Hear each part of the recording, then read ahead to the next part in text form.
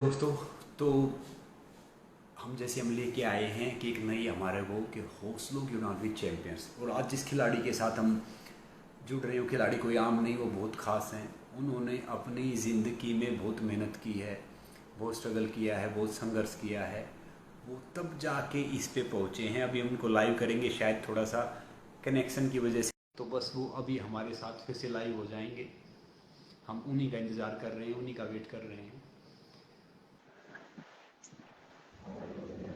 हाँ मंजित भाई, नमस्कार। हाँ जी, नमस्कार। कैसे हो? मैं अच्छा हूँ। आवाज आ रही है आपको?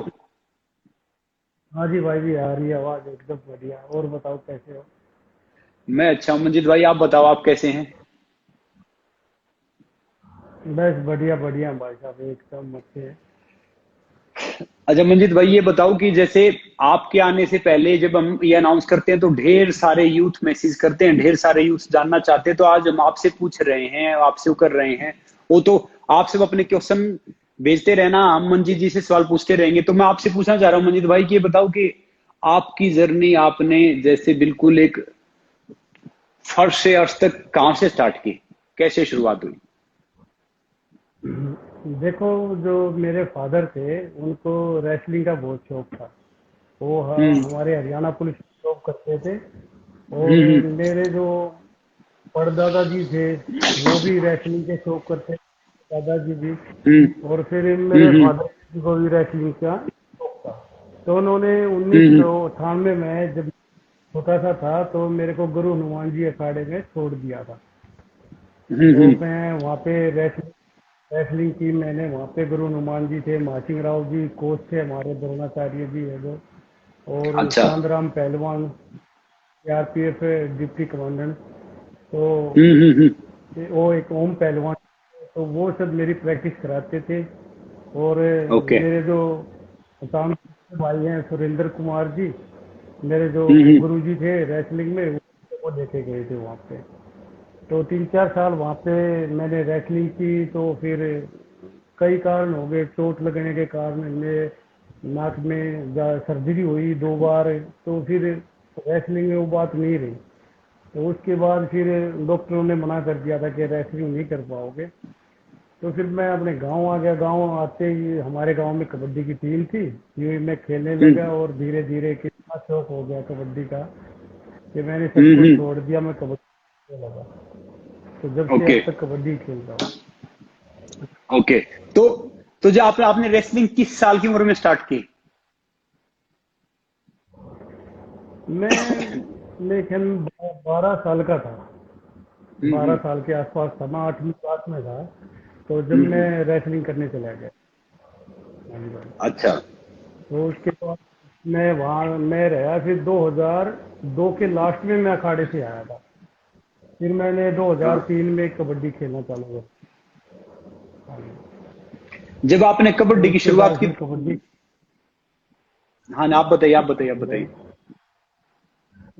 जब से मैं कबड्डी खेल रहा हूँ, 2003 से ही। 2003 से जब आपने कबड्डी की शुरुआत की तो आपको पता था कि आप इतने बड़े खिलाड़ी बन जाओगे कबड्डी में?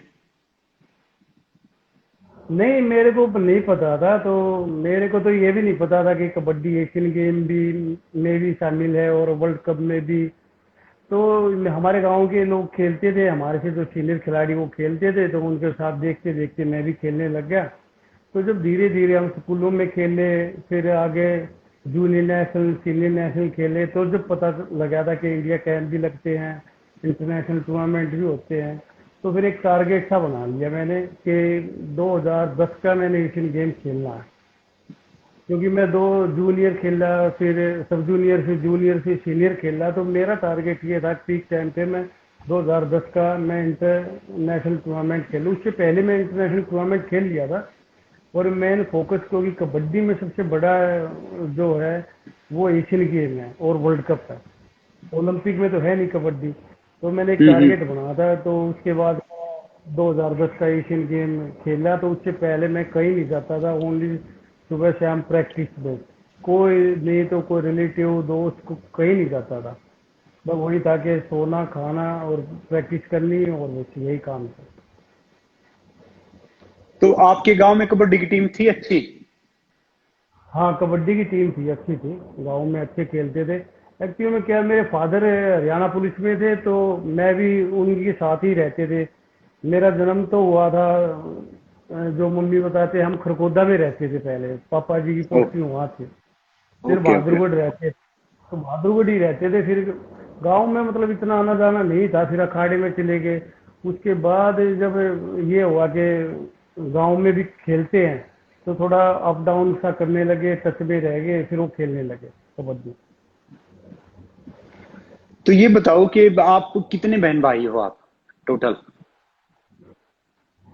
एक मेरी बड़ी सिस्टर है, एक मेरा भाई हम्म। है मेरे से बड़ा, फिर मैं हूँ, तो दो भाई एक बहन है हम। अच्छा अच्छा। तो बाकी भी स्पोर्ट्स करते हैं या ये कबड्डी आपने स्टार्ट किया? नहीं नहीं, सिस्टर की तो शादी हो गई थी उसकी 12 के बाद। और भाई मेरा सॉफ्टवेयर इंजीनियर है, एमसीए वगैरह की। वो पढ़ाई में, मेरे फादर का यही टारगेट था कि एक लड़का पढ़ेगा, एक गेम में रहेगा। तो मेरे फादर ने थोड़ा ये भी था कि कबड्डी टीम गेम है, और रेसलिंग थोड़ा दमदारी का गेम है, तो वो रेसलिंग का ज़्यादा शौकीन थे। तो मैं कहीं जैसे अपने गांव में मिट्टी में दंगल होते हैं, कुश्ती होती है, तो उधर जाते थे, तो मेरे फादर भी आते थे देखने के लिए। तो मैं भगवान की उससे मान लो या कुछ भी मान लो, लक मान लो कि कबड्डी में आना था, तो मैं कबड्डी में आ गया था। अच्छा मंजीत भाई, मुझे बताओ, जब आपने कबड्डी स्टार्ट किया तब तक तो कबड्डी का कोई वो था नहीं, मतलब कि फ्यूचर था नहीं, क्योंकि तब तक कुछ स्टार्ट हुआ नहीं था शायद। तो फिर? नहीं, इतना नहीं था वैसे। एशिया चैंपियनशिप, शेप गेम और एशियन गेम, यही टूर्नामेंट थे, उनका भी मुझे पता नहीं था। भाई ये था कि भाई कबड्डी में क्या है, भाई साहब आप देखोगे कि कबड्डी एक ऐसा गेम है, आप देखोगे ना तो और गेमों को भूल जाओगे, और खेलने में भी इतना मजा आता है, और देखने में भी। तो कबड्डी से मुझे प्यार हो गया था, सही बताऊं मैं। कबड्डी में खेलने में इतना मजा आता है, और देखने में भी बहुत ज्यादा मजा आता है। तो जो हम पुरानी, जो हमारी सीडी वगैरह है, वीडियो, तो पुरानी देखते हैं, तो उस टाइम की कबड्डी में और आज की कबड्डी में दिन रात का फर्क हो गया है। तो यही था बस, खेलना है। और ये था कि भाई जो जो हमारे सीनियर खिलाड़ी हुए रेलवेज में है, कि भाई रेलवेज में जॉब करें, जॉब मिल जाएगी, इतना ही टारगेट रहता था। पर मुझे पता लगा कि भाई, मैं 2004 में गया था वहाँ पे गांधीनगर साई सेंटर में। तो हमारे कोच साहब थे, द्रोणाचार्य अवार्डी हैं, ई प्रसाद राव जी। तो उन्होंने मेरे को ये कहा था कि आप वेट लूज कीजिए। जब मेरे में 74 किलो वेट था, और उसके बाद जूनियर की टीम 60 किलो 60 किलोग्राम में, तो मैंने उस टाइम पे 14 किलो वेट लूज किया था। तो उन्होंने मेरे से बोला था कि आप वेट कम करोगे और जूनियर की टीम जाएगी, इंडिया टीम। तो मेरे को एक टारगेट सा बना लिया था। तो उस टाइम पे मैंने इतना वेट लूज करके, और पहले स्टेट खेला, फिर उसमें गोल्ड बैच प्लेयर निकला, फिर जूनियर नेशनल में गोल्ड मेडल लिया, और फिर मैं इंडिया टीम के लिए मलेशिया खेलने गए थे। उसके बाद मैं फिर सीनियर में आ गया था। तो एक टारगेट सा बना लिया था कि बस खेलना ही है। तो जब मुझे ये पता लगा था कि इसमें एशियन गेम भी होता है, वर्ल्ड कप भी होता है, और ये एशिया चैंपियनशिप भी होती है, इंडोर एशियन गेम भी होता है, बीच एशियन गेम भी, तो मुझे गांधीनगर जो राव सर है, उन्होंने मेरे को बताया था। फिर मैं खेलने लगा, फिर इंटरनेशनल, फिर मैं रेलवे में ज्वाइनिंग की। जो मेरे कोच है रणधीर सिंह सहरावत जी, अर्जुन अवार्डी हैं वो मेरे पर्सनल कोच हैं अभी। तो वो, उन्होंने मेरे को कबड्डी के बारे में, वो भी कवर खेलते थे, जो मेरी साइड है वो, और मैं भी कवर खेलता हूँ डिफेंस में।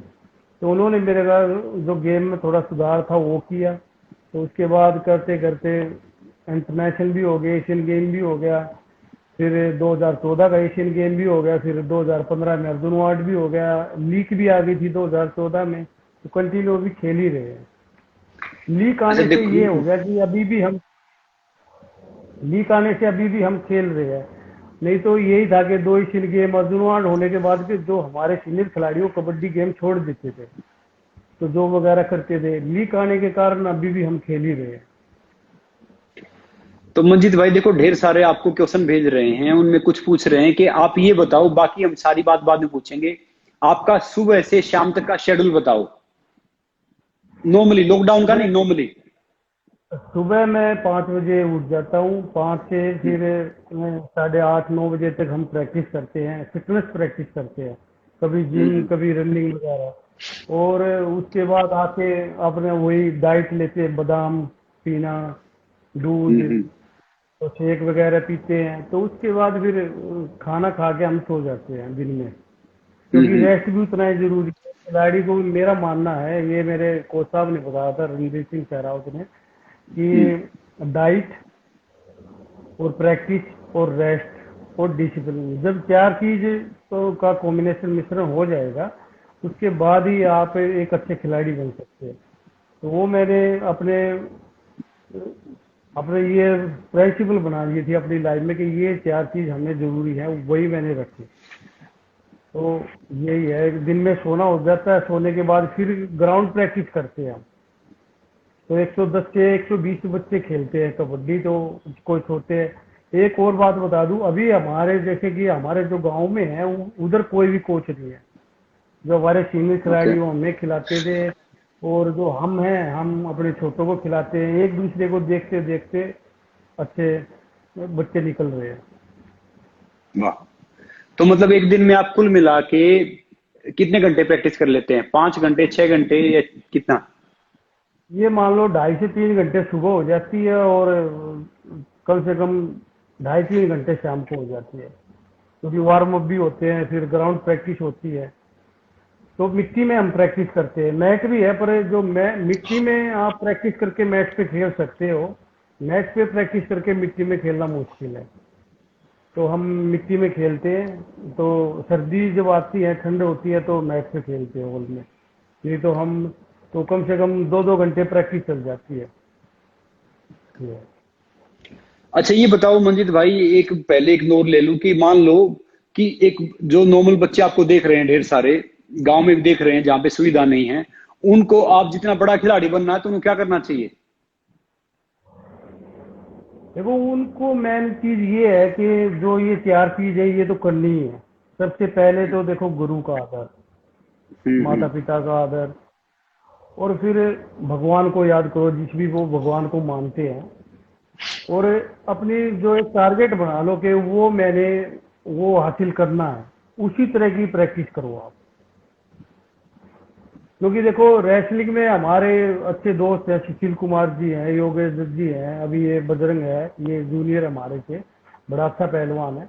तो इन्होंने जो ये वर्ल्ड में और ओलंपिक में मेडल लाए हैं, तो ये पहलवान तो और भी थे, पहले भी थे, पर इन्होंने ओलंपिक की ही प्रैक्टिस की है, ओलंपिक का टारगेट बना के प्रैक्टिस की है। ये 4-4 घंटे एक टाइम में प्रैक्टिस करते हैं। वो त्याग तपस्या जो होती है, तो वो त्याग तपस्या इन्होंने की है। तो वही हर गेम में यही है।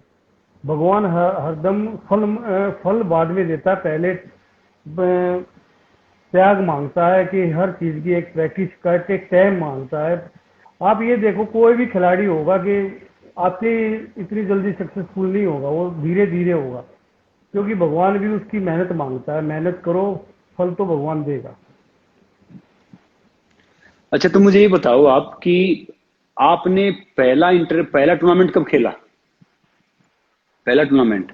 मैं मैंने पहले कबड्डी का टूर्नामेंट, एक गांव है अपना, ससाना गांव है, हम्म। सोनीपत रोहतक खरकोटे के पास, मैं वहां पे हम्म। खेलने गया था। तो हम्म। मैं अपनी टीम में सबसे सीनियर था।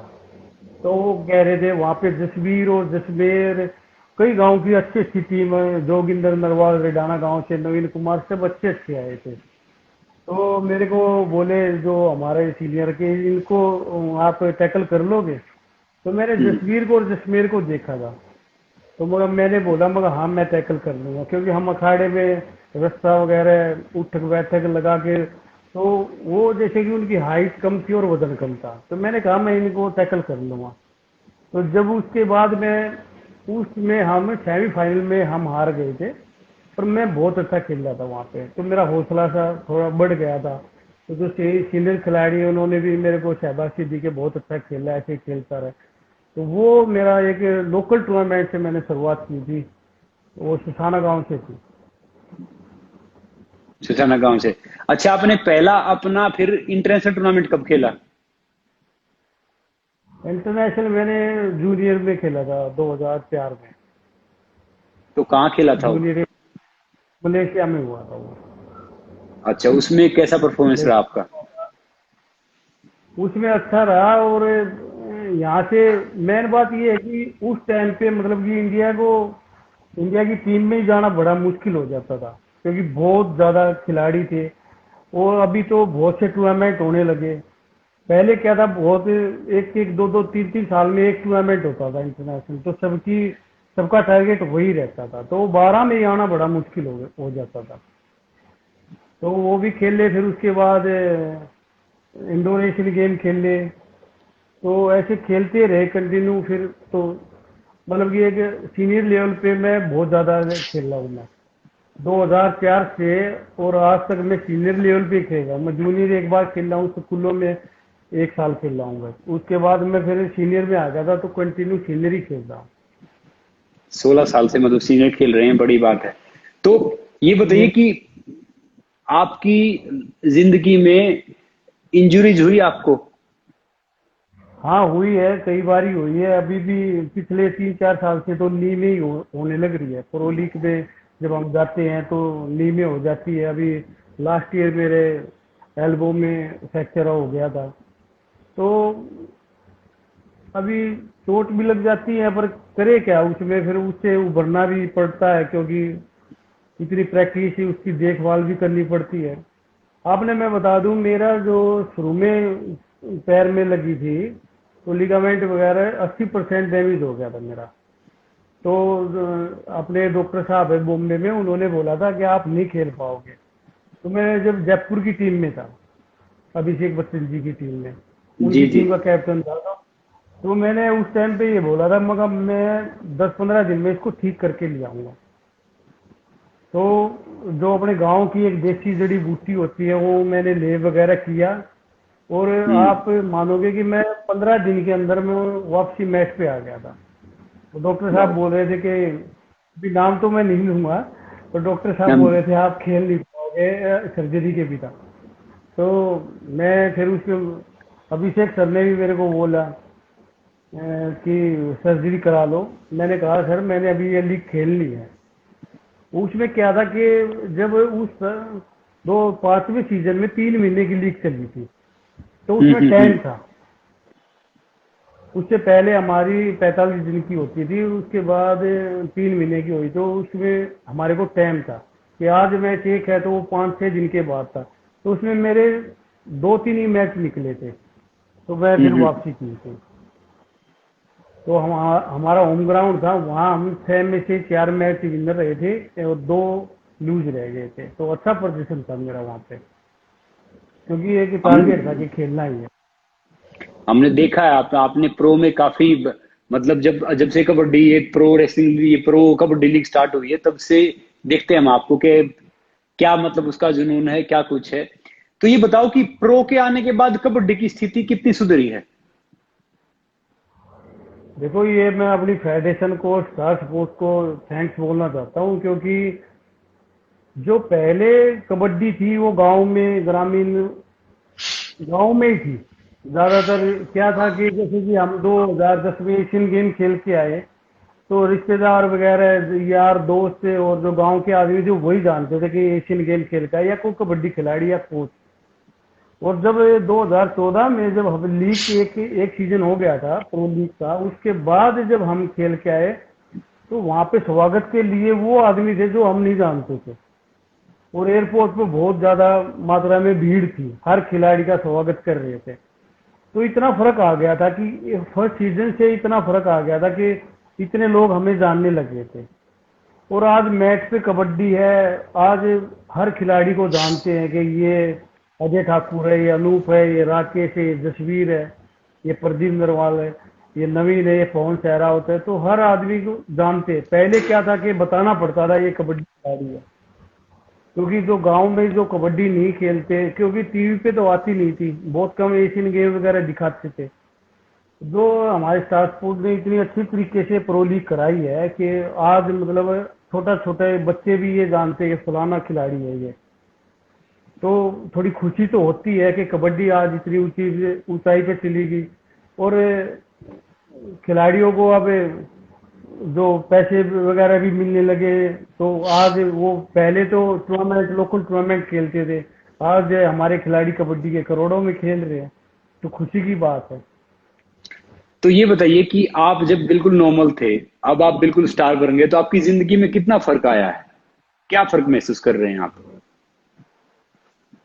देखो, पहले जो हम खेल के आते थे हमें नहीं जानते थे, अब खेल के आते तो हम कहीं जा रहे हैं शॉपिंग करने या और कुछ, तो आते हैं बच्चे या बड़े कि आप मंजीत चिल्लर हो, हमें आपसे फोटो, तो एक खुशी तो होती है। आज सही बताऊं मैं, आज हमें ये लगा है प्रो लीग के आने के बाद कि कबड्डी खेलना हमारा गलत नहीं था, अच्छी हमारी जो एक अच्छा डिसीजन था हमारा कबड्डी खेलना। तो ये बताओ कि आपकी जिंदगी में आपके सबसे क्लोज कौन रहा अब तक? देखो, क्लोज तो मेरा मान, देखो मेरे क्लोज जो है वो तो मेरी फैमिली और कबड्डी दो ही रही है। सुन लो, परिवार और अगर आप कबड्डी। रात को भी मेरे, हाँ, ये रात को आप मेरे को ये बोलोगे कि कबड्डी खेलने जाना है, तो मैं आप आपको मैं एक बताता हूँ, मेरे भाई की शादी थी हम्म। ताऊ जी के लड़के की, 2006 में, हम्म। मेरे से वो एक महीना बड़ा था। तो मैं घर वालों को नहीं बताया और मैं टूर्नामेंट खेलने चला गया महाराष्ट्र में। तो मेरे दादाजी ने भी फोन किया कि आ जा, घर में शादी थी और मैं चला गया। और मेरे जो बड़े भाई थे संदीप चिल्लर हैं जो, उनकी शादी थी,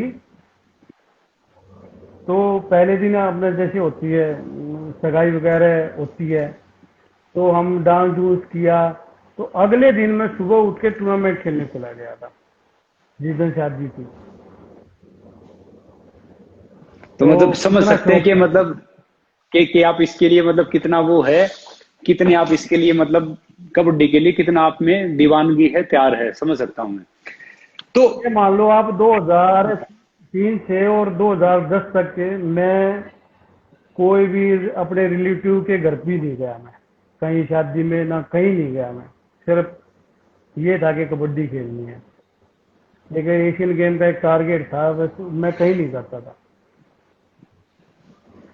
तो अभी मैं आपके साथ एक खेल खेलूंगा, गेम खेलूंगा, उसमें ना आपको ज्यादा सोचना नहीं है, आपको जवाब देने हैं नॉर्मली। हम्म, फिर उसके बाद आएंगे। हम्म। अच्छा ये बताओ कि आपका फेवरेट खाना क्या है? फेवरेट खाना जो सिंपल है, जैसे कि दाल रोटी, यही है मेरा खाना, जो टाइम पे और मिल जाए वही खाना है। और मीठे में क्या है? मीठे में है रसमलाई। अच्छा मीठे में रसमलाई। अच्छा आपको अगर मौका मिले छुट्टी मनाने का, तो इंडिया में कहाँ जाना पसंद करेंगे? इंडिया में अगर हिमाचल, अच्छा हिमाचल, कुल्लू। हाँ जी। कुल्लू। और वर्ल्ड में? वर्ल्ड में मेरा फेवरेट तो देखो दुबई है, दुबई मेरे को अच्छा लगता है। अच्छा दुबई आपको अच्छा लगता है। अच्छा ये बताओ कि आपका फेवरेट हीरो कौन है, फिल्म स्टार? मेरा सलमान खान। सलमान खान। अच्छा फेवरेट आपकी एक्ट्रेस कौन है, हीरोइन कौन है? देखो, हीरोइन तो कोई नहीं है, पर अच्छी है कई, जैसे कि अलग अलग मूवी आती है, जैसे कि करीना कपूर भी है, कटरीना कैफ भी है, दीपिका पादुकोण भी है, ऐश्वर्या राय जी भी है। तो वैसे एक फेवरेट कोई नहीं है। अच्छा एक फेवरेट कोई नहीं है। अच्छा ये बताओ कि अगर आपके ऊपर फिल्म बने, तो आप किसको चाहोगे कि आपका रोल करे? मैं सलमान खान जी को। अच्छा सलमान खान सलमान को खान चाहोगे जी आप? और सनी देओल। अच्छा सलमान खान जी और सनी देओल। अच्छा इनमें से कोई एक रोल करे आपका। अच्छा। अच्छा ये बताओ कि मान लो एक दिन आपको डेट पे जाने का मौका मिले किसी के साथ, किसी के साथ, तो आप किसके साथ डेट पे जाना चाहोगे? डेट मतलब चाय मैं कॉफी डिनर? अपने जो अपने हीरो उनके साथ। किसी के साथ भी, वर्ल्ड में किसी के साथ भी, हीरो हीरोइन कोई भी, मतलब जो भी आपको लगे। मैं सलमान। किसके? सलमान खान के सलमान साथ ही? सलमान हाँ जी। अभी आवाज साफ आई आपकी। अच्छा। अच्छा, मुझे बताओ कि आपको एसी पसंद है या पीपल की छांव? वो समय के ऊपर है। मैं अखाड़े में पीपल की छांव के नीचे भी सोता था, आज एसी में भी सोते हम्म। हैं। तो जैसा टाइम हो जहाँ भी हो, मैं अपने आप को वहीं रखने में तैयार रहता हूँ अपने आप को। ऐसी बात नहीं है कि एसी जरूरी है, ऐसा कुछ नहीं है। क्योंकि हम गांव से निकले हैं, हमें हर चीज देखी है। अच्छा, शादी हो गई आपकी? हाँ जी, शादी हो गई। अच्छा, तो अभी तक आप, मुझे लगता है कि बाहर घूमने नहीं गए हैं भाभी जी के साथ, टाइम नहीं मिला होगा। नहीं, अभी तो नहीं, शादी को 5 साल हो गए मेरी को, तो हम बाहर घूम के आते थे। मेरी वाइफ को भी बहुत अच्छा लगता है बाहर घूमना। पर अभी फिलहाल लॉकडाउन की वजह से तो कहीं जा ही नहीं सकते। अच्छा, आपकी जिंदगी का क्या ड्रीम है? मतलब कि आपका अल्टीमेट गोल ये है, मेरा मतलब अल्टीमेट टारगेट मेरा ये है, आपकी जिंदगी का ड्रीम क्या है? मेरा यही है कि जब तक मेरी बॉडी चल रही है, मैं कबड्डी खेलूं और उसके बाद मैं बच्चों को कबड्डी खिलाऊं। मेन तो यही है कि ऐसे खिलाड़ी तैयार करूं मैं कि इंटरनेशनल लेवल पे बहुत आगे जाके नाम रोशन करे, देश के लिए खेले। तो आपने अपनी एकेडमी ओपन की है या नहीं की है अभी तक? नहीं, मैंने एकेडमी नहीं की है, क्योंकि हमारे गांव में जो है 110-20 बच्चे खेलते हैं और भी आते हैं। तो एकेडमी मैंने नहीं की है, क्योंकि वही एकेडमी है, हम वही टाइम देते हैं अपना ज्यादा से ज्यादा। अच्छा, वहीं पे टाइम देते हैं, वही एकेडमी। हाँ। तो ये बताइए कि आपकी जिंदगी का सबसे खुशी का दिन कौन सा था? खुशी का दिन ये था जब एशियन गेम में मैं गया था 2010 में। तो मेरे फादर को रेसलिंग में, कह रहा हूँ, पसंद थी। तो वो कहते थे कि कबड्डी में क्यों आ गया, रेसलिंग ही करनी थी ये। तो जब मैं खेल के आया तो मेरे फादर जब मैं मुझे लेने गए थे तो वो बहुत खुश थे, क्योंकि जो गांव के हैं, गांव के आसपास के रिश्तेदार, तो उन्होंने हमारा स्वागत किया था खेल के आने के बाद। तो गांव में तो वो उस दिन बहुत खुश थे मेरे फादर। तो फादर के मुंह से ये बात सुननी अच्छा तो लगता ही है। अच्छा, तो मतलब जब फादर खुश थे, आप भी खुश थे। तो आपकी जिंदगी का ऐसा आपको लगा कि भैया ये दिन तो बहुत खराब था, मतलब ये दिन मेरा अच्छा नहीं था, वो दिन कौन सा था? वो दिन था 12 मार्च, जो मेरे फादर एक्सपायर हुए थे उस दिन। वो सबसे बेकार दिन था मेरा, मैं उसको कभी भुला ही नहीं पा रहा। ऐसा है ही नहीं कि कभी कोई ऐसा दिन नहीं है जो वो याद नहीं आता मेरे को। वो सबसे बेकार दिन था। तो अभी आपने बताया कि आपका फ्यूचर का लक्ष्य ये है। अब मान लो कि ढेर सारे खिलाड़ी हैं। अब आपने बताया कि डाइट, प्रैक्टिस, रेस्ट, डिसिप्लिन होना चाहिए, मगर ढेर सारे खिलाड़ी गांव में जिनको काम भी करना पड़ता है, जिनके पास खाने का भी पर्याप्त नहीं है, और फिर भी उनको खिलाड़ी बनना है, तो उनको क्या करना चाहिए? देखो, मेरा मानना है कि जो रेसलिंग है, बॉक्सिंग है, और जैसे रेसलिंग में तो बहुत ज्यादा डाइट की जरूरत है। कबड्डी में इतनी डाइट की जरूरत नहीं है, मैं आपको बताऊं। क्योंकि उसमें कबड्डी में स्पीड चाहिए और रेसलिंग में ताकत चाहिए। तो एक नॉर्मल भी अगर आप खाओगे खाना वगैरह, तो आप कबड्डी खिलाड़ी बन सकते हो। पर उसमें ये है कि ग्राउंड प्रैक्टिस पक्का होना चाहिए। ग्राउंड प्रैक्टिस से जो टेक्निक होती है वो आपने सीखनी पड़ेगी। टेक्निक जरूरी है, क्योंकि टीम गेम है। अगर मान लो मैं एक राइडिंग करके आता हूँ, अगर मैं थक गया तो मेरा दूसरा खिलाड़ी है वो राइडिंग के लिए चला जाएगा, तो मुझे 1 मिनट का रेस्ट मिल जाएगा, मैं दूसरी राइडिंग भी कर सकता हूँ। कबड्डी में ये है। और जब एक टारगेट सा पूरा हो जाता है बच्चे का, जब वो समझने लग जाता है तो उसको पता लग जाता है अभी ये खाना, अभी ये खाना है। तो कबड्डी इतना महंगा गेम नहीं है, मतलब कि बहुत, जो गेमों में है और गेमों में बहुत कबड्डी सस्ता गेम है। अगर कोई बच्चा खेले तो सस्ता गेम है।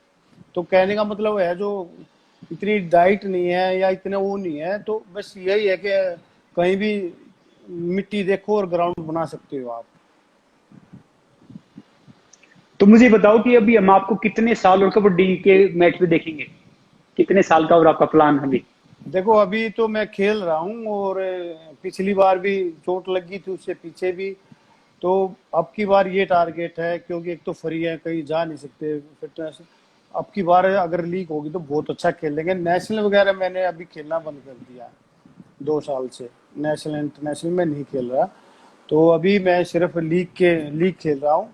और लीग खेलने के बाद फिर जो हमारे गांव में एकेडमी है, उसको उस पे ध्यान अभी भी देते हैं ध्यान। अभी ये मान लो कि अभी आपसे मैं लाइव पे हूँ, नहीं तो मैं अभी अपने ग्राउंड पे।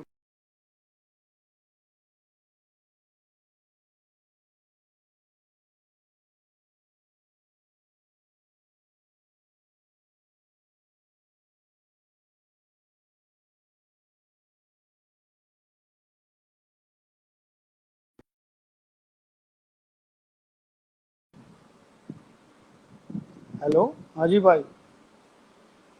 हाँ, तो आप लाइव पे हो, आप वहां से जैसे अगर जो आप अभी बता रहे लाइव थे। है, नहीं तो अभी मैं अपने ग्राउंड पे पहुंच जाता अभी। अच्छा, तो मैंने अभी आज मैं थोड़ा चला। सा आपको ग्राउंड नहीं के लिए नहीं, रोक दिया, कोई तो नहीं मैं नहीं आपकी एक नहीं मिनट नहीं। और लूंगा। हाँ अच्छा, जी भाई। ये बताओ कि जैसे आपने आप में इतना पैशन था, इतना जुनून था कि आगे बढ़ने के लिए खिलाड़ी में जुनून चाहिए, सब कुछ चाहिए। तो आपका स्ट्रांस क्या कबड्डी खेलने में, कि मतलब आपकी क्या क्या मजबूत पॉइंट है आपका? देखो, मैं जैसे कि मैं पहले रेसलिंग करता था, तो कबड्डी में थोड़ा लेट चालू किया था। तो रेडिंग तो मैं करता था। रेडिंग में मेरा जो आगे रनिंग किक थी, वो मेरी फेवरेट थी। तो मैं समझ लो आगे रनिंग करती तो किक 100 में से 90% लगती थी। और मेन मेरा है डिफेंस का। ओके। डिफेंस मैं ज्यादातर सक्सेस हूँ। और प्रो लीग में भी मेरा रिकॉर्ड है, अभी तक मेरे पास कोई नहीं पहुंच पाया है। तो अभी मैं ये चाहूंगा कि जब तक मैं खेलूं मेरा रिकॉर्ड कोई नहीं तोड़े। तो जब तक मैं खेलूं मैं अपने रिकॉर्ड पे रखूं, बाद में तो वो टूटना है, ये तो है। कोई ना कोई रिकॉर्ड तो टूटने के लिए होते हैं। तो जब तक मैं खेलता रहूं तो रिकॉर्ड बना के रखूं, क्योंकि मेरे सबसे ज्यादा टैकल पॉइंट मेरे ही है अब तक के। तो मंजीत भाई, आप ऐसे ही हम सबको इंस्पायर करते रहो, ढेर सारे बच्चों को इंस्पायर करते रहो। आपसे बात करके मजा आया, और आपको ढेर सारी शुभकामनाएं। अब की बार आप खेलेंगे, हम सब आपको चीयर अप करेंगे, और आप ढेर सारे पॉइंट लो और इंजरी से बचे रहो। थैंक यू सो मच, जो आपने इतना टाइम दिया, इतना वो किया भाई और जी, हमें भाई सबको जी। मोटिवेट किया। थैंक यू थैंक यू जी। मंजीत भाई। नमस्कार जी, नमस्कार। नमस्कार मंजीत बाय भाई, बाय। अच्छा लगा आपसे बात करके। नमस्कार भाई। नमस्ते। नमस्कार।